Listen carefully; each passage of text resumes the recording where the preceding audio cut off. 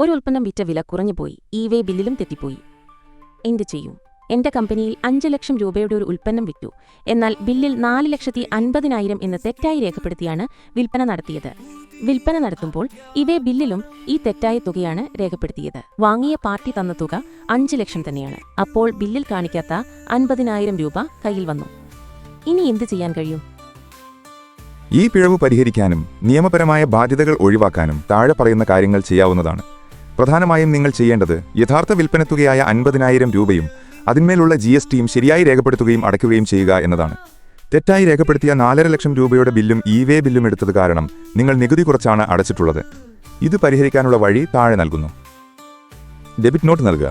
ബില്ലിൽ കുറഞ്ഞുപോയ തുകയായ 50,000 രൂപയ്ക്കും അതിന്റെ മുകളിലുള്ള GSTക്കും വാങ്ങിയ പാർട്ടിക്ക് ഒരു ഡെബിറ്റ് നോട്ട് നൽകുക. യഥാർത്ഥ ഇൻവോയ്സിലെ തെറ്റ് തിരുത്തുന്നതിനും അധികമായി ഈടാക്കേണ്ട തുക രേഖപ്പെടുത്തുന്നതിനുമാണ് ഡെബിറ്റ് നോട്ട് ഉപയോഗിക്കുന്നത്.